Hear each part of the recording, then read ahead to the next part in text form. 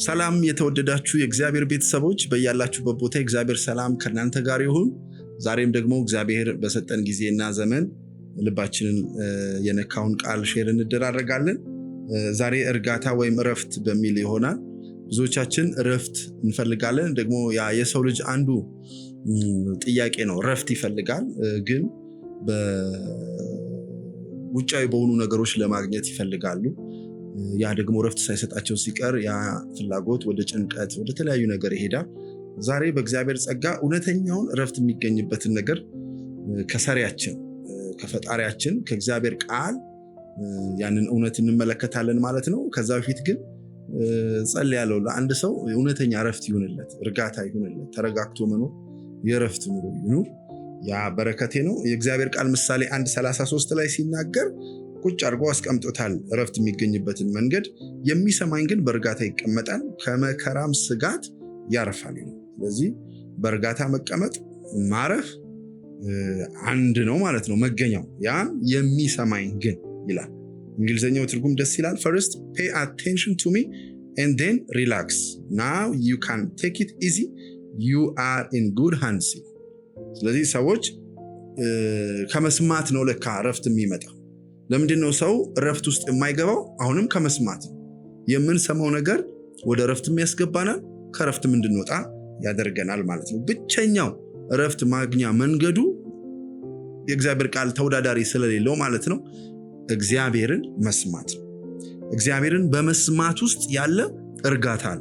እግዚአብሔርን በመስማት ውስጥ ያለ እረፍት አለ። ሰዎች ለእንደዚህ አይነት በሽታ እንደዚህ አይነት ምግብ መብላት ጥሩ ነው ብለው ይናገራሉ። ለምን? በዛ ምግብ ውስጥ ያለ ንጥረ ነገር ስላለ ያንን በሽታ የሚመታ ማለት ነው። ያንን በሽታ የሚያጥ በእግዚአብሔር ቃል ውስጥ እግዚአብሔርን በመስማት ውስጥ ያለ ደግሞ እረፍት ማጣትን የሚመታ ቃል አለ በውስጡ። እረፍት ማጣትን የሚመታ ድምፅ አለ ውስጡ ማለት ነው። የምንሰማውን ነው የምናምነው፣ የምንሰማውን ነው የምንኖረው። አንደኛ ሳሙኤል ምዕራፍ 15 ቁጥር 22 ላይ ሲናገር ሳሙኤልም በውኑ የእግዚአብሔርን ቃል በመስማት ደስ እንደሚለው እግዚአብሔር በሚቃጠልና በሚታረድ መስዋዕት ደስ ይለዋልን? ስለዚህ እግዚአብሔር ደስ የሚያሰኘው ራሱ ቃሉን ስንሰማለት ነው። ቃሉን ስንሰማለት ነው። ማዳመጥም የአውራ በግ ስም ከማቅረብ ይበልጣል። እግዚአብሔርን ማዳመጥ፣ ይሄ መስማት የሚለው ቃል ዝም ብሎ ጆሮ ውስጥ የሚገባ ቃል ሳይሆን ሰምተነው የምንታዘዘው፣ ሰምተነው የምንቀበለው፣ ሰምተነው የምንኖረው፣ ሰምተነው የምናሰላስለው ሲሆን ማለት ብዙ ድምጾች እንሰማለን። በገበያ መካከል ብዙ ድምጾች እንሰማለን። በካፌ ውስጥ ብዙ ድምጾች እንሰማለን። ግን የትኛው ነው ትኩረትን የምንሰጠው? መስማት ሲል እንደሱ ነው። እግዚአብሔር መስማት ሲል የስ ቤተክርስቲያን ሄጄ እኮ ሰማለው ቃል ግን ረፍት ነው። መስማት ማለት ልባችንን የምንጥልበት፣ መስማት ማለት ልባችንን የምንሰጠው፣ ለልባችን ረፍት እንዲሆንልን አመሻሽተን ልባችንን የምንጠብቀው ቃል ማለት ነው። የኛ ልብ የሚያርፍበት ማለት ነው። ጠላት ሁኔታን ማውራት፣ ሁኔታን ማሳየት መብቱ ነው። እኛ ደግሞ የምንሰማውን መምረጥ እንችላለን። ስለዚህ ሁኔታዎች ምንም ነገር ቢያወሩ፣ ምንም ነገር ጠላት ቢናገር፣ እኛ ግን አልፈን እውነተኛ የሆነውን የእግዚአብሔርን ቃል በልባችን ውስጥ ስፍራ ልንሰጠው ያስፈልገናል። ለዚህ ነው መስማት። ማንን? እግዚአብሔርን መስማት። የሚሰማኝ ግን ይላል። አካባቢው ከከበበው በላይ በሚሰማው ቃል እረፍት ውስጥ ይገባል። ለዚህ ነው ብዙ ሰዎች ኃይለኛ ነውጥ ውስጥ ሆነው እርጋታ ውስጥ፣ እረፍት ውስጥ የሚሆኑት የሚሰሙት ስላላቸው። ሁኔታው አለማሰማት ፈልጎ ሳይሆን የሚበልጠውን ነገር ትኩረት ስለሰጡት ነው። ልባቸውን ለዛ ስለከፈቱ። ዮሐንስ 10:4-5 ላይ ሲናገር የራሱን ሁሉ ካወጣቸው በኋላ በፊታቸው ይሄዳል፣ በጎቹም ድምፁን ያውቃሉና ይከተላሉ፣ ከሌላው ግን ይሸሻሉ እንጂ አይከተሉትም፣ የሌሎችን ድምፅ አያውቁምና። ሌሎቹ ድምፅ የላቸውም አይደለም የሚለው፣ የሌሎቹን ድምፅ አያውቁምና ነው የሚለው። ስለዚህ ከኢየሱስ ውጪ የምናውቀው ድምፅ የለንም፣ ከቃሉ ውጪ የምናውቀው ድምፅ የለንም ብለን ስንል ሰውነታችን ላይ ያለው ህመም ድምፅ የሚያወጣው እንኳን ቢሆን፣ በቤታችን ላይ ያለው እንቆቅልሽ ድምፅ እንኳን ቢኖረው ድምፅ ስላላቸው ማለት ነው። የሚያውቁት ግን የጌታቸውን ድምፅ ነው፣ የአባታቸውን ድምፅ ነው፣ የእረኛቸው ድምፅ ነው ማለት ነው። እግዚአብሔር ለአንድ ሰው የእግዚአብሔርን ድምፅ የሚሰማበት ጸጋና መንፈስ እንዲበዛለት በኢየሱስ ስም ጸልያለሁ። የእግዚአብሔር ቃል እንደዚህ ይላል ኤርምያስ 22:21 ላይ በደህንነትሽ ጊዜ ተናገርኩሽ አንቺም አልሰማማልሽ፣ ከሕፃንነት ጀምሮ ቃሌን አለመስማትሽ መንገድሽ ነው ብሎ በኔጌቲቭ በኢየሱስ ስም ይሄ በእኛ ህይወት ላይ አይሰራም። አትሰማም የሚባል ሰው ሳይሆን እግዚአብሔር ይሰማኛል፣ ያደምጠኛል፣ ጆሮዎቼ ወደ እኔ ያዘነብላል የምንባል የእግዚአብሔር ልጆች እንድንሆን ያስፈልጋል። ምክንያቱም በዛ ውስጥ ስለሆነ እርጋታችን፣ በዛ ውስጥ ስለሆነ ረፍታችን። ሕዝቅኤል ምዕራፍ 2 ላይ ከቁጥር 1 እስከ 2 ላይ እርሱም የሰው ልጆች በእግር ቁም እኔም እናገርሃለሁ አለኝ። ቀጥሎ ያለውን ነው የምንፈልገው። በተናገረኝ ጊዜ መንፈስ ገባብኝ፣ በእግሬም አቆመኝ፣ የሚናገረኝንም ሰማው። ስለዚህ አሁን የሚያስፈልገው ሰው ለእግዚአብሔር ቃል ጆሮውን የከፈተ ሰማው። አመፀኝነት እግዚአብሔር ከላያችን ላይ ይስበርልን። አለመስማት እግዚአብሔርን ከላያችን ላይ ይስበርልን። ቃሉን ስንከፍት እግዚአብሔር እንደሚያወራን አድርገን ልባችንን ከፍተን ማዘጋጀት መቻል አለብን። ይህንን እውነት እነግራችኋለሁ። ምንም ነገር ከእግዚአብሔር ቃል በላይ አይደለም።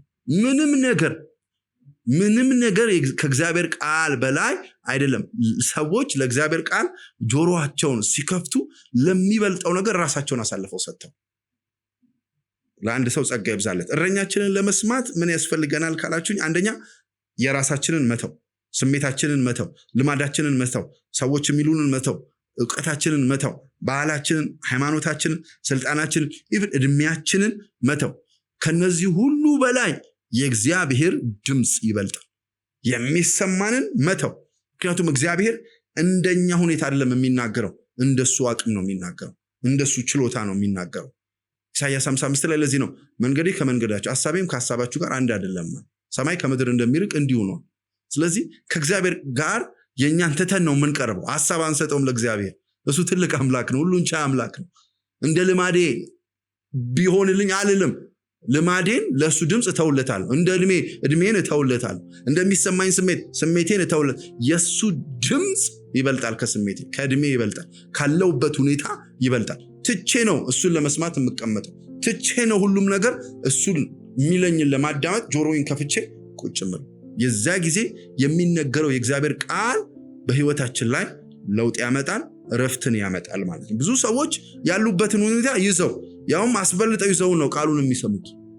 ችግሬ ይበልጣል፣ መከራ ይበልጣል። የእግዚአብሔር ቃል ግን እየተነገረ ነው። እግዚአብሔር ግን እያወራ ነው። የሚሰማኝ ግን ከችግሩ በላይ ከሁኔታው በላይ የኔን ድምፅ ስፍራ የሚሰጠው ሰው ግን በእርጋታ ይኖራል፣ ከመከራም ስጋት ያርፋል። አንድ ሰው ሲያርፋ ያለው በኢየሱስ። ሁለተኛ ወደ እረኛው መቅረብ ነው። በማለዳ መቅረብ፣ በቀትር መቅረብ፣ በማታ መቅረብ። እነዚህ ሁለት ነገሮች በጣም ወሳኝ ናቸው። ስንቀርብ ነው የምንሰማው። ስንቀርብ በጫጫታ ውስጥ ሳይሆን ቀርበን ጌታ ሆይ እኔ እናንተ ብቻ ብለን ሩም ታይም አበጅተን ከእግዚአብሔር ጋር ለመነጋገር ስንቀርብ የዛ ጊዜ እግዚአብሔር ለልባችን ያወራናል። መዝሙር 34 ቁጥር 4 እና 5 እግዚአብሔርን ፈለግኩት መለሰልኝም፣ ከመከራዬም ሁሉ አዳነኝ። ወደ እርሱ ቅረቡ ያበራላችሁማል፣ ፊታችሁም አያፍርም ይላል። ፊታችሁ አያፍርም። መቅረብ ይሁንልን ወደ እረኛችን። ቤተክርስቲያን ኑ፣ ወደ ቃሉ ኑ። አሜን። በምን? ወደ እሱ በመቅረብ እሱን በመጠጋት የዛ ጊዜ እርጋታን የሚያመጣ ረፍትን የሚያመጣ ቃል መስማት ይሆንልናል። አያቸዋለሁ በቀትራችሁ ላይ እረኛችሁን ስትሰሙ፣ አያቸዋለሁ በማለዳችሁ ላይ እረኛችሁን ስትሰሙ። የሚሰማኝ ግን በእርጋታ ይቀመጣል፣ ከመከራም ስጋት ያርፋል። በዚህ ዘመን ከባድ ነው፣ ኢኮኖሚው ከባድ ነው ያለው ሁኔታ በሚባልበት ዘመን ላይ የሚያርፉ ሰዎች ምን አይነት ሰዎች ናቸው? የሚሰሙ ሰዎች። እግዚአብሔር በዘመናት መካከል ሳይናገር ቀርቶ አያውቅም። እግዚአብሔር ለቤቴ ይናገረኛል፣ እግዚአብሔር ለሕይወቴ ይናገረኛል። በተለያየ መንገድ ይናገራል። የሚሰማ ሰው ካለ ግን ያ ቃል እርጋታን ያመጣለታል፣ ያ ቃል ረፍትን ያመጣለታል። ወደሱ መቅረብ ይሁንልን፣ የራሳችንን ነገር መተው ይሁንልን። አያለው በቤታችን ላይ የእግዚአብሔር ቃል የበላይ ይሆናል። በኢየሱስ ስም አሜን። ተባረኩልኝ።